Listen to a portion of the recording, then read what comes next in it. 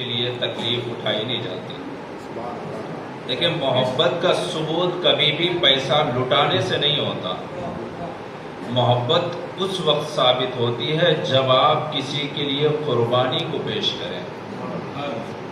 حقیقی پہچان محبت کی قربانی کے ذریعے سے ہوتی ہے۔ میرے پاس 10,000 ہیں، 5,000 میں نے آپ پہ خرچ کر دیا تو یہ محبت نہیں ہے۔ محبت کی پہچان قربانی سے کیسے؟ صبح 5 بجے اذان ہو رہی ہے، نرم بستر کو چھوڑنا ہے، گرم بستر کو چھوڑنا ہے، ٹھنڈے پانی سے وضو کر کے کہنا ہے کہ خدا بس تیرے لیے میں کھڑا ہوں۔ یہاں قربانی دینا ہے، پیسہ لٹانے کے بعد نہیں ہے۔ تو محبت کی پہچان قربانی سے۔ آفس میں ہے، تھکا ہوا ہے، کام میں مصروف ہے، ظہر کی اذان ہو گئی، خدایا دنیا جائے بھاڑ میں، بس میں تیرے لیے اپنی سب چیز چھوڑ کے کھڑا ہوں۔ یہاں قربانی کی ضرورت ہے۔ ایسے ہی اہل بیت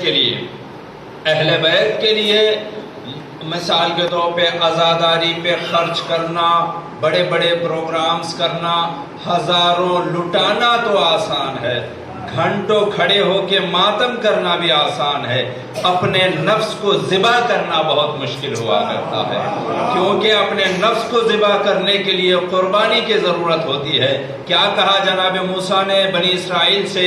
فَاقْتُلُوا أَنفُسَكُمْ ذَلِكُمْ خَيْرٌ لَكُمْ عِنْدَ بَارِئِكُمْ فَتَابَ عَلَيْكُمْ۔ اے بنی اسرائیل، اگر اللہ سے قریب ہونا چاہتے ہو تو اپنے نفسوں کو ذبح کر دو، کیونکہ جب اپنے خواہشات ذبح ہوں گے تبھی حقیقی قربانی محبت کے ذریعے سے پیش کرے گا۔ یعنی امام کے لیے لاکھ روپے خرچ تو کر سکتا ہے، لیکن امام کے خاطر کسی کو معاف کرنا آسان نہیں ہے۔ اگر کوئی میرا گستاخ ہو، جس حسین کے لیے 1,00,000 روپے آپ نے ڈونیشن دیا، کیا اسی امام حسین کے خاطر کسی اپنے دشمن کو معاف کرنے کے لیے تیار ہو کہ نہیں؟ اس وقت امام کے محبت کی حقیقی پہچان ہوتی ہے کہ جب امام کے لیے 1,00,000 روپے خرچ کرنے والا اگر اسی امام کے خاطر معاف کرنا بھی سیکھ لے تو سمجھو کہ حقیقی محبت ہے، کیونکہ خرچ کرنے میں قربانی نہیں ہے، معاف کرنے میں قربانی کی ضرورت ہوتی ہے، اور محبت کی پہچان قربانی کے ذریعے سے ہوتی ہے۔ تو اہل بیت سے کس لیے محبت مانگی؟ اسی لیے محبت مانگی کہ جب دل میں اہل بیت ہوں گے تو پھر قربانی دینے میں انسان کو آسانی ہوگی۔ میں علی کے لیے سب کچھ برداشت کرنے تیار ہوں۔ اسی لیے کہا، دیکھا نا آپ نے کہ حجر ابن علی کہا علی سے محبت، علی کی محبت سے ہاتھ اٹھا لے، معاویہ نے وارننگ دی میں چھوڑ دوں گا، لیکن کیا کہا؟ نہیں، جان چلے جائے گی۔ کہا تیرا بیٹا بھی قربان ہو جائے گا، پہلے میرے بیٹے کو ذبح کر، بعد میں ذبح ہونے کے لیے تیار ہوں۔ جب بیٹا باپ کی آنکھوں کے سامنے ذبح ہوا اور خود حجر ابن علی کو جو ہے ذبح کر دیا گیا، یہاں محبت کی حقیقی پہچان ہے، کیونکہ قربانیوں کو پیش کرنا، اور کربلا محبت کی حقیقی پہچان ہے۔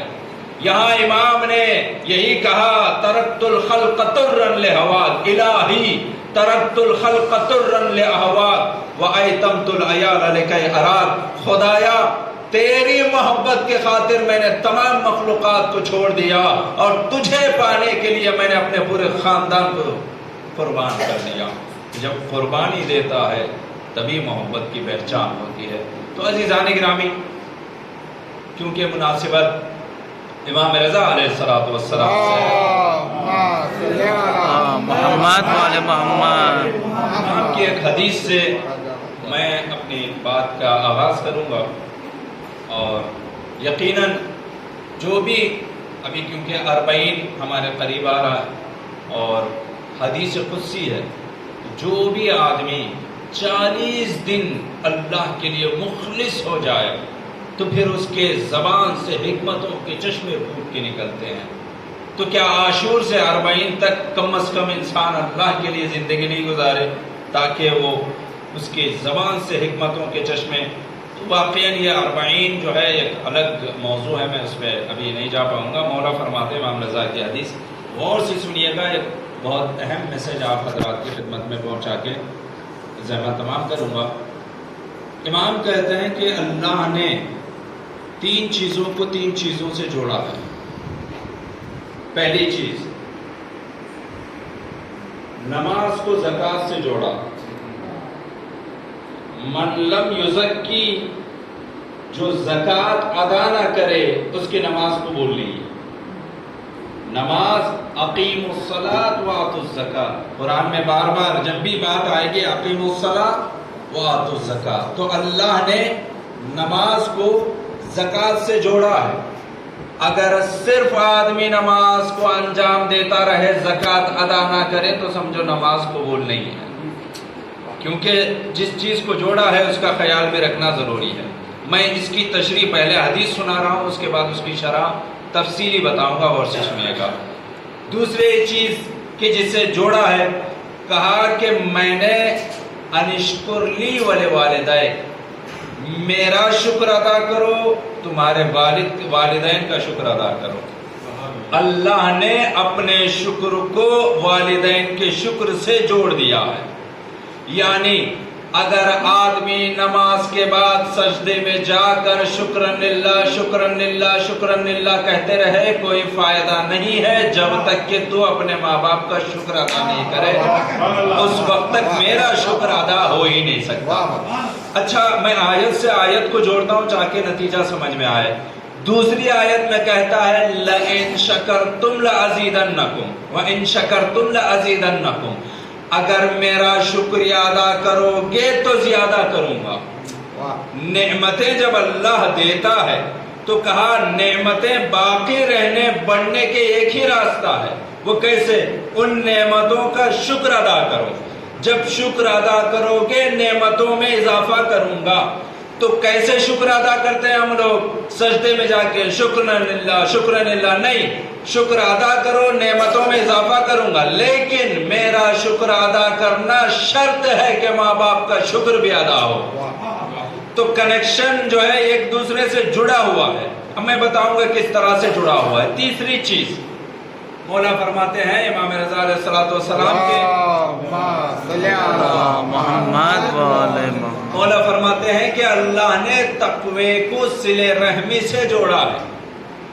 اس وقت تک آدمی متقی اور پرہیزگار نہیں ہو سکتا جب تک کہ صلہ رحمی کو برقرار نہ کرے.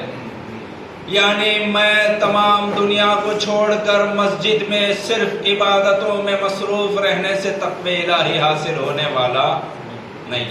اب آئے میں انسان کو، تو 3 رشتے ہیں، اس کو غور سے سنیے گا، اس رشتے کو سمجھیے جو مولا نے ہمیں سمجھایا ہے. ایک بندے کا خدا کے ساتھ رشتہ، ایک بندے کا اہل بیت کے ساتھ رشتہ، ایک بندے کا مخلوق کے ساتھ رشتہ. ٹھیک ہے، ہم لوگ عادتاً جو دنیا کے دوسرے مذاہب کا طریقہ بتاتا ہوں، کرسچنز لوگ کیا کرتے ہیں، مقدس آدمی بننے کے لیے فادر بن جاتا ہے، سسٹر بنتے ہیں. کیا مطلب فادر بننا، سسٹر بننا؟ مطلب یہ ہے کہ دنیا داری کو چھوڑ دو، نہ وہ شادی کرے گا، نہ اس کے کوئی بچے ہوں گے، نہ خاندان سے اس کا کوئی تعلق رہے گا، وہ بس اپنا اور خدا کا رشتہ مضبوط کرے گا. ٹھیک ہے، اسی کو فادر کہتے ہیں. کیوں ایک آدمی اپنے فادر کے پاس جا کے تمام گناہوں کا اقرار کرتا ہے؟ کیونکہ یہ مانتا ہے کہ یہ فادر جو ہے خدا سے بہت قریب ہے، اس کے پاس جا کے بول دو تاکہ وہ تمہاری سفارش کر لے گا. ایک اب آ جائیں ہندوازم میں، ہندو لوگ کیا کرتے ہیں، ونواس کاٹنے کے لیے چلے جاتے ہیں، تپسیا کرنے کے لیے چلے جاتے ہیں. کوئی 10 سال، کوئی 40، کوئی 14 سال، تو 10 سال جو ہے سالوں سال وہ جنگل میں تپسیا کرتے ہیں. کیا مطلب ہے تپسیا کرنا؟ تپسیا کرنے کا مطلب یہ ہے کہ وہ جنگل میں بیٹھ کے اپنا اور خدا کا رشتہ جو ہے مضبوط کرتے ہیں، اپنا اور اپنے بھگوان کا رشتہ جو ہے مضبوط کرتے ہیں. کیسے؟ خاندان کو چھوڑ دیا، دنیا اور دنیا کی محبت کو چھوڑ دیا، اپنے رشتہ داروں کو چھوڑ دیا، شادی نہیں کرتے اور جا کے جنگل میں اپنا اور خدا کا رشتہ مضبوط کرنے کی کوشش کرتے ہیں. یہ ہندوازم میں ہے. ابھی آ جائیں آپ مثال، حتیٰ ہمارے اسلامی جو مذاہب ہیں ان میں بھی جو صوفیزم کی طرح لوگ ہوتے ہیں، یہ کیا کرتے ہیں، جو اعمال عملیات کی دنیا میں رہتے ہیں، صبح 4 بجے ٹھنڈے پانی میں کھڑے ہو کے 1000 مرتبہ یہ ذکر پڑھنا، اور سورج کو دیکھتے ہوئے اتنا ذکر 100 مرتبہ، یہ اتنی تسبیح پڑھیں گے، فلاں تسبیح کریں گے، فلاں کمرہ بند کر کے چراغ جلا کے عملیات میں مصروف ہے، دنیا کو چھوڑا، دنیا داری کو چھوڑا، خاندان کو چھوڑا، رشتہ داری کو چھوڑا، انسان پوری کوشش میں لگا ہے کہ خود کا اور خدا کا رشتہ مضبوط ہو جائے۔ یہ ہمارے بنائے ہوئے طریقے ہیں، لیکن اہل بیت کا بنایا ہوا طریقہ کیا ہے؟ اہل بیت کا بتایا ہوا طریقہ یہ ہے کہ یہاں ون وے نہیں ہے، ایک راستہ نہیں ہے کہ تم ڈائریکٹ اپنا رشتہ خدا سے مضبوط کر لو، یہاں 2 وے ہے۔ کیسے؟ کہا کہ دیکھو اے انسان، اگر تو چاہتا ہے کہ تیرا اور خدا کا رشتہ مضبوط ہو جائے تو پہلی شرط اس کی یہ ہے کہ تیرا اور بندے کا رشتہ مضبوط ہونا ضروری ہے۔ جتنا تیرا بندے کا رشتہ مضبوط ہوگا اتنا تیرا اور خدا کا رشتہ مضبوط ہوگا۔ ہو ہی نہیں سکتا کہ مخلوق سے رشتہ توڑ کر خالق سے رشتہ جوڑ لے۔ یہ کیسے؟ میں مثالیں دوں گا تاکہ اچھی طرح سے بات واضح ہو جائے۔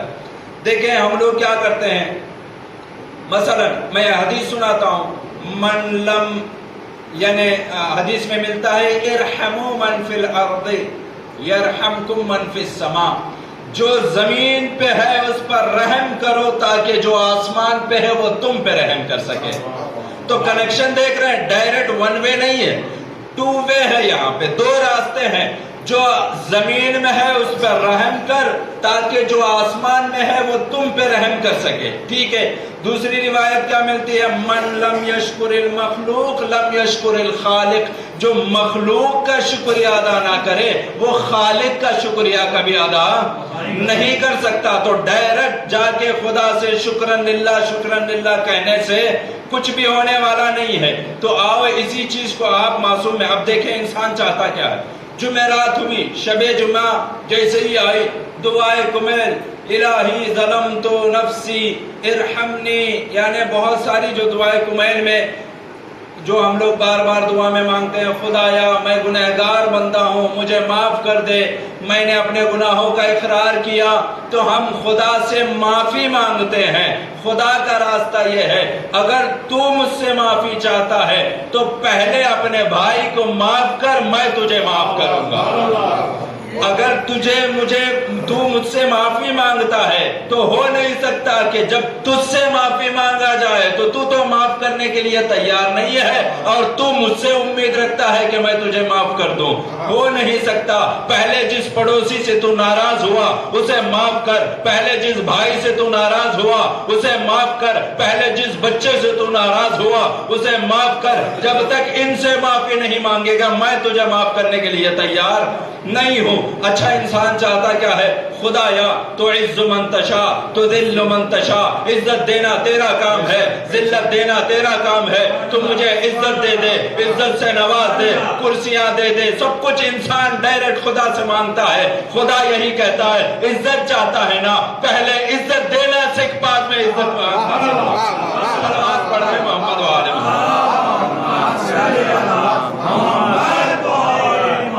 تو عزیزان گرامی، جو بھی انسان پروردگار عالم سے مانگ رہا ہے، رزق چاہتا ہے، مجھ سے رزق چاہتا ہے، تو پہلے جو کچھ میں نے دیا مخلوق پہ صرف کر، بعد میں مجھ سے رزق مانگنا۔ تو جو بھی انسان اللہ سے مانگ رہا ہے اسے پہلے چاہیے کہ وہ مخلوق پہ اس کو، ابھی دیکھیں مثال کے طور پہ کس طرح سے ہم لوگ ڈبل چہرے کا اختیار کرتے ہیں۔ مثال کے طور پہ گھر میں کسی بچی نے کوئی غلطی کر دی، اس پہ ڈانٹ لیتے ہیں، بھڑک جاتے ہیں، یا ماں باپ سے کوئی غلطی ہو گئی بھڑک جاتے ہیں، یا اگر بیوی سے کوئی غلطی ہو گئی معاف کرنے کے لیے تیار نہیں ہے، اور خدا کے پاس ایک دم بلی بن کے جاتے ہیں، خدایا مجھے معاف کر دے، میں گنہگار بندہ ہوں، فلاں ہوں فلاں ہوں فلاں ہوں۔ اور خدا کہتا ہے کہ نہیں، آزمانا ہے کہ میں تمہیں کتنا معاف کیا ہے۔ اگر آزمانا ہے تو پہلے یہ آزما کہ تو نے کتنا معاف کیا ہے، ٹھیک ہے۔ اگر آزمانا ہے، یہ دیکھنا ہے کہ اللہ تجھے کتنی عزت دے رہا ہے، تو پہلے یہ آزما کہ تو کسی اور کو کتنی عزت دے رہا ہے۔ تو یہ کنیکشن ہے۔ اگر اس کنیکشن کو آپ کو سمجھنا ہے، خدا کی قسم اس کنیکشن کا پاور آپ کو کب سمجھ میں آئے گا؟ جب اہل بیت اطہار علیہ السلام کی سیرت پہ آپ نظر کریں گے. کیسے بھائی؟ علی کی عبادت کسے کہتے ہیں؟ علی کی عبادت تو چھوڑو، مولا کے لیے رسول نے کیا کہا؟ ضربت علی یوم الخندق افضل من عبادت الثقلین. ایک ضربت علی کی پوری کائنات کی عبادت سے افضل ہے. یعنی جس کی ضربت اگر اتنی افضل ہو تو اس کی عبادت کا اندازہ کیسے آپ لگا سکتے ہیں کہ بھئی جس کی ایک ضربت، ایک سلوات پڑھ دے مل جل کے،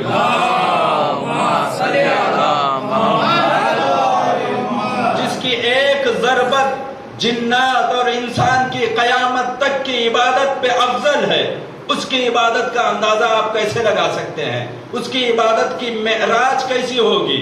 لیکن اسی امام نے اچھا عبادت کا طریقہ کیا ہے اور کس طرح سے عبادت میں مصروف رہتے تھے، پوچھنے والوں نے پوچھا کہ اگر علی کے پیر میں تیر لگا ہے تو کیسے نکالے؟ کہا جب حالت نماز میں ہو تو علی کے پیر سے تیر نکال دینا، تیر بھی نکل جائے گا، درد کا احساس بھی نہیں ہوگا.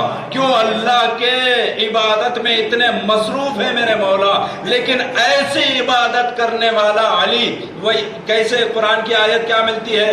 انما ولیکم اللہ ورسولہ والذین آمنوا الذین یقیمون الصلاة ویؤتون الزکاة وہم راکعون. تمہارا ولی کون ہے؟ اللہ ہے، اس کا رسول ہے، وہ ایمان لانے والے جو حالت نماز میں زکوٰۃ ادا کرتے ہیں اللہ کے لیے. تو یہ کون کون اس کے مصداق ہیں؟ علی ابن ابی طالب ہیں. تو آپ کو قرآن کی آیت مل گئی، مولا ہے، حالت نماز میں مصروف ہے، محو ہے، اللہ کی ذات میں مصروف اس طرح سے ہے کہ اگر تیر بھی نکل جائے تو احساس نہیں ہوگا. ایسی عبادت کرنے والا علی جب آ کے سائل پوچھتا ہے کوئی جو مانگنے والے کو عطا کر دے، تو مولا نے حالت رکوع میں ہاتھ بڑھا کے بتا دیا کہ چاہے جتنا بھی خالق سے مصروف ہو جاؤ، جب تک مخلوق کا خیال نہیں کرو گے خالق تم سے راضی ہونے والا. آپ دیکھیں جو مولا اتنی مصروف عبادت کرنے والا مولا حالت نماز میں انگوٹھی دے کے بتا رہا ہے کہ کبھی بھی اپنا کنیکشن مخلوق سے کاٹ کے خالق سے نہیں جوڑ سکتے. ضرورت ہے کہ وہی ائمہ اطہار علیہ السلام، امام زین العابدین ہے، سید الساجدین ہے، اس کے باوجود بھی رات کے سناٹے میں بوریوں میں روٹی اٹھا کر رات کے غریبوں میں جا کر رات میں تقسیم کر کے بتا دیا کہ چاہے جتنا بھی خالق سے اپنا رشتہ جوڑ لو، جب تک مخلوق سے رشتہ مضبوط نہیں ہوگا خالق سے انسان رشتے کو مضبوط نہیں کر سکتا. تو عزیزان گرامی، اس بات کو سمجھنے کی کوشش ہے. ہم یہاں 3 رشتے ہو گئے، خدا کا رشتہ، اہل بیت کا رشتہ اور بندوں کا رشتہ. اور یہ رشتے جیسے ہم نے بتایا مولا کی حدیث کو کہ ہو ہی نہیں سکتا کہ ڈائریکٹ تم خدا کا شکر ادا کر دو. نہیں، والدین کا ہر جگہ مخلوق سے اللہ نے اپنی چیزوں کو جوڑا ہے. ڈائریکٹ ہم سے صرف ہمارا رشتہ مضبوط کر لینا فائدہ نہیں ہے، میرے مخلوق پہ رحم کرنا. اور اس پہ تو یہ ایک طریقہ بتایا امام رضا علیہ السلام نے کہ کس طرح سے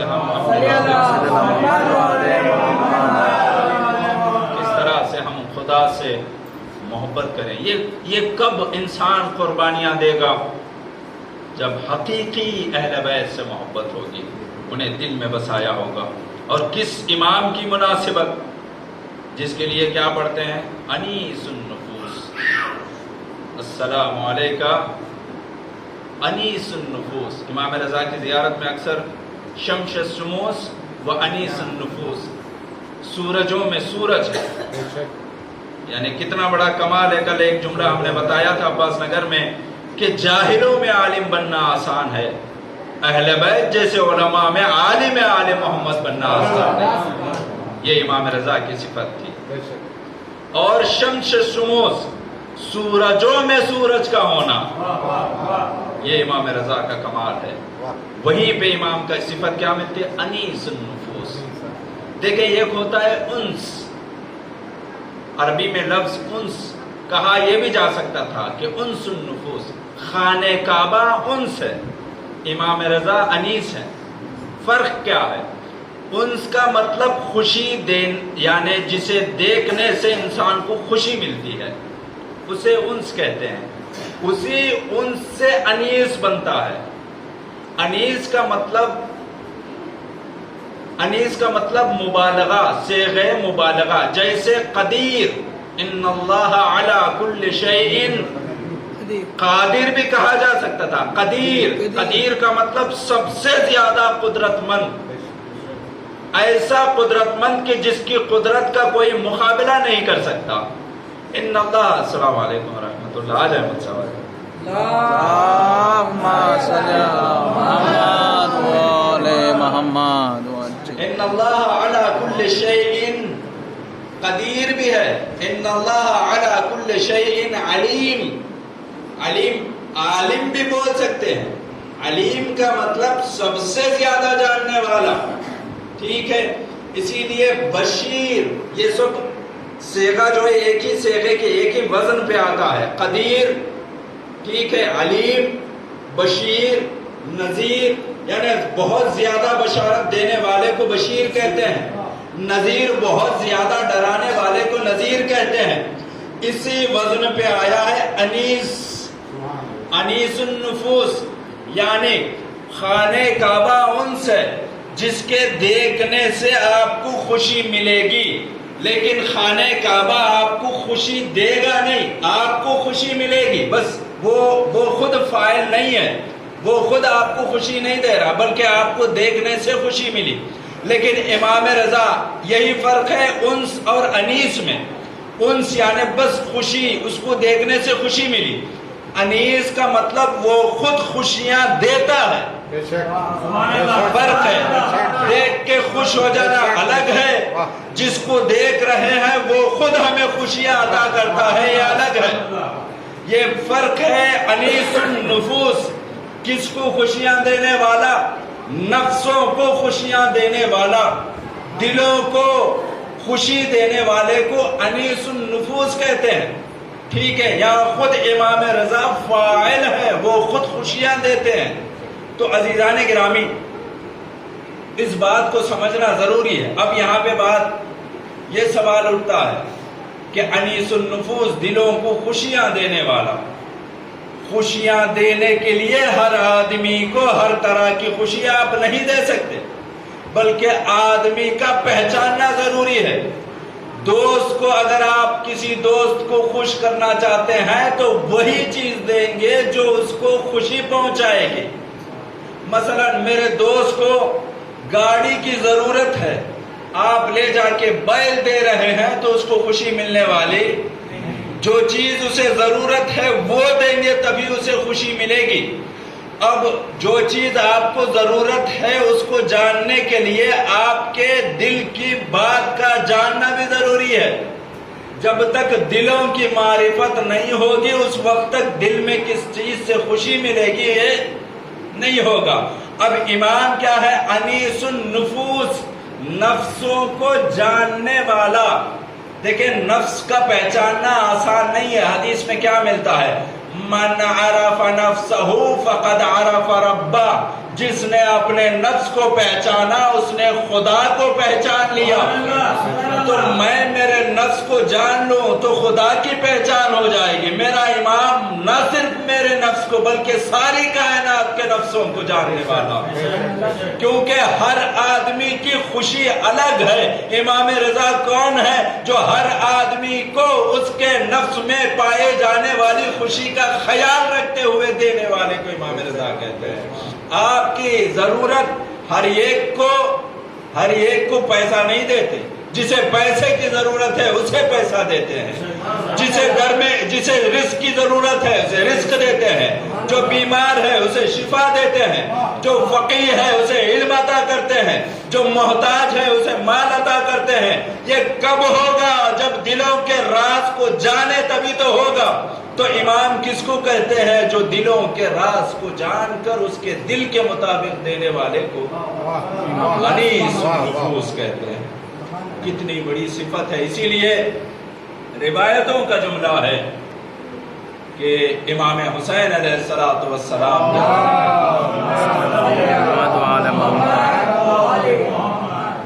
ہر امام کے روزے کے آثار جو ہیں ویسے ہی ہیں جیسے ان کی صفات ہیں. آپ کربلا جائیں، جیسے امام حسین کا روزہ دیکھیں گے، درد، تکلیف، تمام مصائب کربلا آپ کو یاد آئیں گے. ایک غم کی حالت میں انسان چلے جاتا ہے. وہی مشہد چلے جائیں، اسی لیے زیارت میں ملتا ہے السلام علیکہ ایھا السلطان، اے سلطان تجھ پر ہمارا سلام. جیسے امام رضا کے روزے کو آپ دیکھیں گے، دل میں ایک خوشی، ایک ناز، ایک فخر، ایک انسان کے اندر ایسے لگے گا کسی بادشاہ کے دربار میں جا رہا ہے.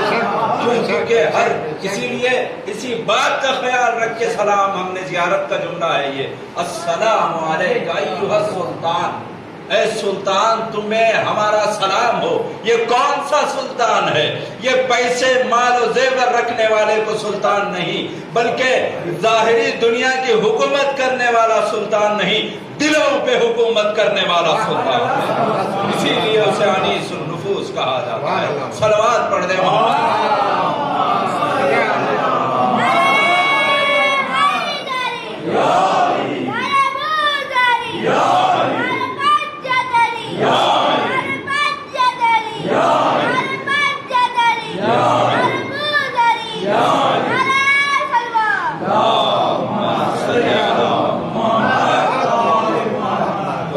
گرامی.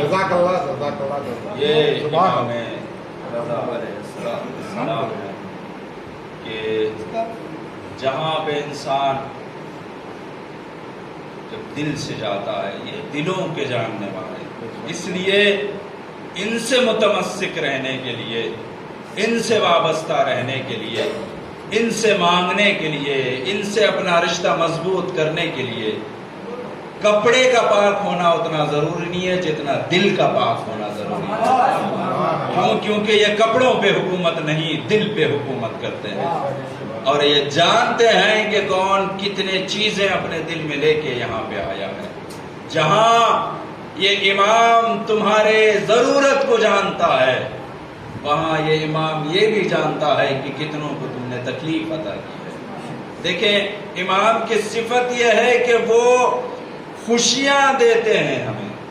انیس النفوس کا مطلب کہ وہ امام کے جو دلوں میں خوشیوں کو بھرتا ہے، وہ ہمارے دلوں میں خوشیاں بھر رہے ہیں اور ہم ان کے دل میں غم بھر رہے ہیں ہمارے کردار کے ذریعے سے. انسان اسی لیے امپورٹنٹ اس بات کا ہے کہ انسان اپنے، دیکھیں ہم لوگ عادتاً دنیا میں بس آخری بات کر کے ربط مصائب کی طرف آؤں گا، ڈگری پہ ناز ہے. بچہ ایم اے کر دیا، بی اے کر دیا، فلاں کالج میں پڑھتا ہے، چنئی کے کس کالج میں ہم نے پڑھا دیا. اب بڑا ناز ہے، چار لوگوں میں جشن رکھ کے لڈواں بانٹ کے وہ ڈگریاں کو پیش کیا جاتا ہے. اسٹیٹس میں، فیس بک میں، انسٹاگرام میں، ہر جگہ بچے کی ڈگری جو ہے چکر لگا رہی ہے. فخر ہے میرا بیٹا. اب بیٹا جو ہے سینہ تان کے چل رہا ہے، کہیں جھکنے کے لیے تیار ہی نہیں ہے، کیونکہ ڈگری جو ہے سینے پہ ایسے لگی ہے کہ جھکنے ہی نہیں دیتی. ٹھیک ہے، تو اب ناز کرتے پھرتا ہے. لیکن یاد رکھیں قرآن اور اہل بیت نے ہمیں کیا سکھایا. قرآن اور اہل بیت کبھی بھی علم پہ ناز کرنے کا حکم نہیں دیتا. کیوں؟ کیونکہ آپ قرآن میں دیکھ لیں، رسول رب العالمین جو کائنات کے پروردگار کا یعنی راز پروردگار رکھنے والے، علم میں پروردگار سے قریب، کیا کہتا ہے قرآن میں؟ ربی زدنی علما، اے پروردگار میرے علم میں اضافہ کر. کون کہہ رہا ہے؟ رسول عالمین کہہ رہا ہے کہ جس کا نام صرف اگر آدم کو سکھا دیا تو آدم اس قابل ہو گئے کہ اس کا سجدہ کیا جائے. کس رسول کی؟ کس پنجتن پاک کی؟ کہ جن کے ناموں کو سکھا کے اللہ نے حکم دیا تمام ملائکہ کو سجدہ کر لو. کہ جن کے نام میں اتنی تاثیر ہے کہ آدم کو سجدہ کرنے کا حکم دے دیا، تو ان کے علم کی کیا بات کریں. ویسا رسول رب زدنی علما، اے پروردگار میرے علم میں اضافہ فرما۔ دوسری جگہ ملتا ہے وَمَا أُوتِيتُم مِّنَ الْعِلْمِ إِلَّا قَلِيلًا، ہم نے جو بھی علم تمہیں عطا کیا ہے بس تھوڑا سا دیا ہے۔ علم کے میدان کی جب بات آتی ہے قرآن میں، جو بھی دیا ہے، جو بھی تم جانتے ہو بس تھوڑا سا دیا ہے۔ جو جانتے ہو وہ بس تھوڑا ہے، جو نہیں جانتے وہ بہت بڑا سمندر ہے۔ ٹھیک ہے، جناب موسیٰ کے لیے کہا فوق کل ذی علم علیم، یاد رکھو موسیٰ ہر صاحب علم کے اوپر ایک صاحب علم ہوا کرتا ہے۔ تو انبیاء کو علم پر فخر کرنے کا حکم نہیں دیا، انبیاء کو علم پر ناز کرنے کا حکم نہیں دیا۔ اگر ناز کیا تو کس بات پہ ناز کیا؟ اے رسول انکا لعلی خلق عظیم، اے رسول تو اخلاق میں عظیم درجے پر فائز ہے۔ تو اگر فخر کرنا ہے تو علم پہ نہیں اخلاق پہ فخر کرو۔ یہ کہو کہ میرا بیٹا اتنا با اخلاق ہے کہ وہ بڑوں کا عزت کرتا ہے، میرا بیٹا با اخلاق ہے معاف کرنا جانتا ہے، میرا بیٹا با اخلاق ہے مجلسوں میں حاضر ہوتا ہے، میرا بیٹا با اخلاق ہے لوگوں کا خاندان کا خیال رکھتا ہے، ادب رو ہے۔ تو عزیزان گرامی، اماموں نے جو ہمیں سمجھایا، قرآن نے جو ہمیں سمجھایا وہ یہی ہے، جیسے ہم نے بتایا امام کی حدیث کہ جب تک صلہ رحمی نہیں کرے گا اس وقت تک تقوی الہی اختیار نہیں ہوگا۔ تو ڈائریکٹ ہم جو اماموں سے اپنا رشتہ مضبوط کرنے کی کوشش کرتے ہیں، بعض لوگ خدا کو بھی چھوڑ دیا، مخلوق کو بھی چھوڑ دیا۔ امام ہمارے جو ہے مثلا مولا کائنات، کسی نہ کسی امام سے بہت زیادہ وابستہ ہوتا ہے۔ امام مولا کائنات سے میں مولا کائنات کے لیے جان دینے تیار ہوں، خدا کے بھی سننے تیار نہیں، بھائی کے بھی معاف کرنے تیار نہیں۔ امام کہتے جاؤ پہلے بھائی سے بھی رشتہ مضبوط کرو، خدا سے رشتہ مضبوط کرو۔ یہ تینوں ہیں، ایک کو چھوڑ کے ایک کو پکڑا ہی نہیں جا سکتا۔ یہ تینوں کو، مخلوق، اہل بیت اور خدا، انبیاء اور اہل بیت اس ضمن میں آتے ہیں، مخلوق ہے اور خدا ہے۔ یہ تینوں کا رشتہ ایک دوسرے سے جڑا ہوا ہے، کسی ایک کو توڑ کے ایک سے مضبوط آپ کر ہی نہیں سکتے۔ تو عزیزان گرامی، یہاں سے آپ کو اندازہ ہوا کہ سیرت اہل بیت کا مطلب یہ ہے کہ ہم کس طرح سے یہ جو کڑی ہے اس کو مضبوط کریں اور کس طرح سے ہم زندگی، حقیقی زندگی گزاریں۔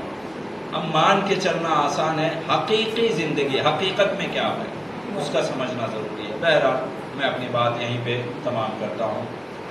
آج اس امام کا غم ہم منانے کے لیے یہاں پہ بیٹھے ہیں۔ پورے ائمہ میں کسی امام نے اپنی زندگی میں اپنے اوپر ماتم نہیں کروایا۔ آپ دیکھ سکتے ہیں، تاریخ اٹھا کے دیکھیں، اپنی ہی زندگی میں اپنے گھر والوں کو کہا مجھ پہ ماتم کرو، اپنی ہی زندگی میں اپنے گھر والوں سے کہا کہ میرے اوپر نوحہ پڑھو، اپنی ہی زندگی میں اپنے خاندان والوں کو جما کے کہا کہ جتنا رونا ہے رو لو، کیونکہ اگر رضا جائے گا تو واپس پلٹ کے نہیں آئے گا۔ یہ عجیب سفر رہے مدینے سے نکلنے والے اماموں کے۔ امام کاظم مدینے سے نکلے تو واپس دوبارہ نہیں آئے، امام حسین مدینے سے نکلے تو واپس دوبارہ نہیں آئے، امام حسن عسکری مدینے سے نکلے تو واپس دوبارہ نہیں آئے، امام رضا اگر مدینے سے نکلے تو واپس دوبارہ نہیں آئے۔ کیفیت وہی ہے۔ ادھر یزید نے امام حسین کے لیے خط بھیجا تھا ولید کو، ادھر مامون نے امام رضا کے لیے خط بھیجا۔ وہاں یزید دربار میں بلا رہا تھا، یہاں مامون دربار میں بلا رہا ہے۔ وہاں یزید نے کوشش کی کہ کسی نہ کسی طرح امام کی توہین کرے، لیکن یہاں مامون نے دوسرے ڈھنگ سے مناظرات کے ذریعے سے علمی میدان مہیا کر کے چاہا کہ امام کو کسی نہ کسی طرح سے بدنام کرے، لیکن نہ وہ اس وقت کامیاب ہوا نہ یہ اس وقت۔ تو امام نے اپنی ہی زندگی میں اپنے گھر والوں سے کہا کہ جتنا رو سکتے ہو رو لو، کیونکہ یہ غریب جب جائے گا پلٹ کے آنے والا نہیں ہے۔